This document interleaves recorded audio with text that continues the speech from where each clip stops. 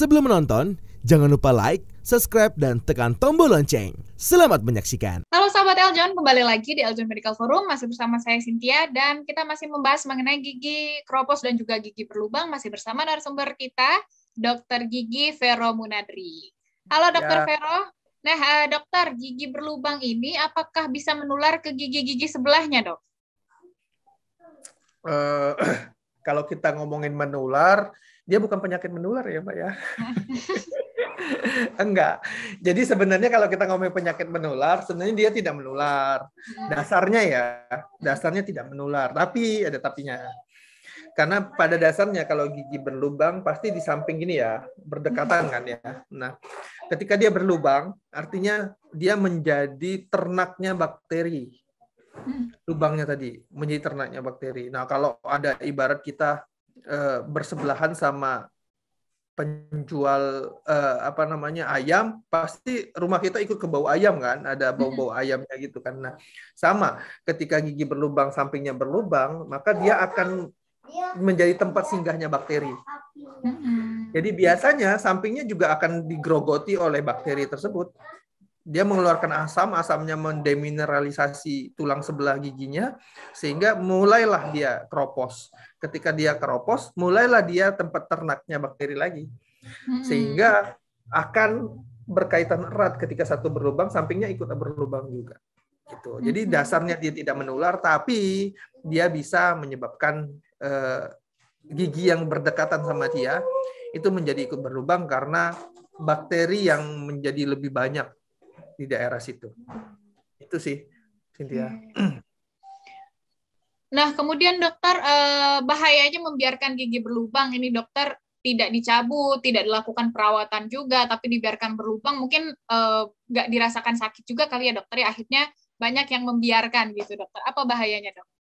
Ini bahaya kayak membiarkan pacar yang toksik lah. Toxic relationship ya. Gitu ya. Jadi ke sana ya, enggak. Bercanda ya. Jadi kalau kita tanya kalau kita biarkan gimana dok, saya berlubang dulu sakit sekarang nggak sakit lagi, biarin aja lah dok. Dia nggak sakit juga gitu kan. Nah yang pertama, lubang gigi itu adalah vokal infeksi. Ya, namanya vokal, dia tempatnya infeksi. Ya, begitu dia menjadi tempatnya infeksi, yang pertama menyebabkan bau mulut. Jadi tempatnya itu bandar gembangnya ini dibiarkan terus, ya mengeluarkan bau terus-menerus. Itu yang pertama. Yang kedua, infeksi terjadi terus-menerus. Jadi sebenarnya jangan anggap bahwa lubang gigi itu tidak sakit, dibiarkan, dia nggak menyebabkan infeksi di bawahnya. Kalau kita ronsen, di bawah akar gigi ujungnya itu ada infeksinya, Mbak Cynthia. Cuma biasanya imunitas tubuh kita memblokade infeksi bakterinya menjadi bulat, lingkar bulat di bawahnya. Bisa ada gumboil, bisa ada fistula, bisa ada dan sebagainya.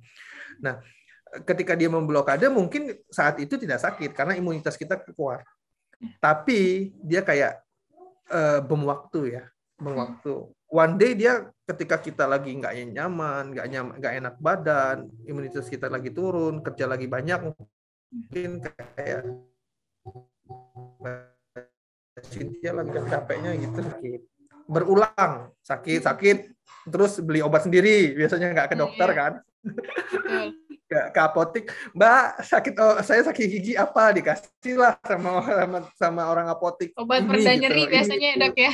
Iya, killer biasanya kan. Ya. Habis itu diabai lagi. Jadi itu yang kedua. Jadi yang pertama bau mulut, yang kedua vokal infeksi, yang ketiga biasanya area gigi yang berlubang itu kita males dipakai mengunyah. Jadi misalnya lubangnya sebelah kanan. Kita pasti nggak mau tuh ngunyah sebelah kanan karena takut sakit. Jadi kita ngunyah sebelah kiri. Nah, maka yang sebelah kanan ini akan menumpuk karang gigi yang banyak. Area gigi yang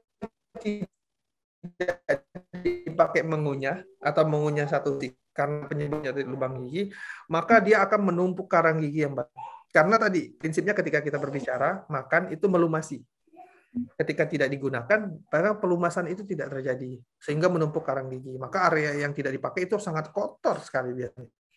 Dokter, biasanya kan kalau gigi berlubang itu makan gitu ya dokter, akhirnya ada makan makanan yang menyangkut. Kemudian ada yang menusuk gigi nih pakai tusuk gigi di bagian berlubang nih dok. Ini gimana dokter? Bahayanya apa dok? Nah, ini orang Indonesia nih.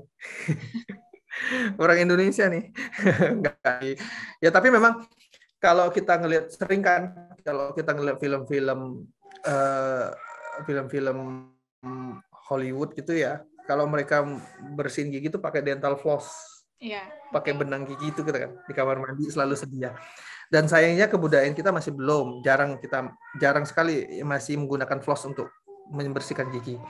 Padahal itu cara bersihkan celah-celah gigi yang saya bilang sulit tercapai gigi tersebut, yang paling ringan untuk menyebabkan area sekitar gusi menjadi rusak. Jadi penggunaan tusuk gigi itu saya terjemahkan sering pada pasien itu pada 2 kasus ya. Yang pertama di lubang gigi yang ditusuk-tusuk, yang kedua pada celah gigi yang ditusuk-tusuk. Berbeda kalau di lubang gigi, kalau kita tusuk-tusuk, kalau kena jaringan saraf atau jaringan ruangan di dalamnya itu sakit banget Mas. Sakit dan mudah berdarah. Sehingga ya kalau udah sakit kena tusuk gigi, infeksi ya pasti carinya ke dokter atau painkiller. Ujung-ujungnya obat ya. Itu yang jangan ditusuk-tusuk. Kalau memang lubang gigi, kalau nggak mau ke dokter gigi ya kumur-kumur kencang aja lah ya. Terus yang kedua yang paling sering nih di tempat makan pun banyak kan tusuk gigi. Kalau di celah-celah gigi terselip makanan. Nah, ini kita sering cungkil-cungkil tuh. Itu bisa menyebabkan gusi di sekitar giginya menjadi iritasi. Kalau lama-kelamaan, terus-menerus, bayangin aja, sehari kita 3 kali makan, sehari 3 kali juga kita nyungkil di daerah situ, itu gusinya menjadi turun. Kalau turun, biasanya tulangnya juga akan ikut turun, sehingga maka celahnya akan semakin lebar. Kalau sudah lebar, iritatif, ya akhirnya menyebabkan antara gigi dan gusinya itu ada cerukan, Kalau udah cerukan, bakterinya masuk lewat situ, maka menjadi radang gusi atau radang jaringan pendukung gigi. Nah, itu masalah yang sering ditimbulkan akibat dari tusuk gigi. Jadi saran saya jangan menggunakan tusuk gigi. Kalaupun memang mau dibersihkan, sulit dibersihkan, menggunakan dental floss, benang gigi, atau cari sumber masalahnya. Sumber masalahnya datang ke dokter gigi. Misalnya celah yang terlalu besar, atau gigi yang tadi karena bawahnya dicabut sehingga giginya menjadi turun, hubungan giginya tidak benar, dan lain sebagainya. Gitu, Cynthia. Nah, kemudian dokter, kapan harus pergi ke dokter nih dok? Gejala, entah menunggu gejala apa, tanda-tanda apa gitu dokter, kapan harus ke dokter? Kalau kapan harus ke dokter, biasanya dokter ini dikunjungi ketika ada butuhnya. Ya enggak sih. Jadi banyak kan tidak mau mencegah ya dok? Ya, nah makanya sering kali iklan pasta gigi, iklan masyarakat itu selalu bilang 6 bulan sekali ke dokter gigi untuk pemeriksaan, walaupun tidak ada keluhan ya. Jadi pertama datanglah ke dokter gigi 6 bulan sekali, minimal untuk melakukan pemeriksaan atau pembersihan karang gigi ataupun check up ya. Itu yang pertama. Yang kedua, kalau memang ada keluhan dari si pasien, segeralah ke dokter gigi, jangan pergi ke Google ya. Ya, sebagai informasi penting, saya pun sering lah ya, sebagai informasi penting, cuma kita tidak bisa mendiagnosa diri sendiri. Saya pun memerlukan dokter-dokter yang lainnya. Tidak bisa dengan cara membaca saya mendiagnosa diri. Misalnya saya ada bentolan-bentolan di sini. Saya baca di internet, apa ya ini?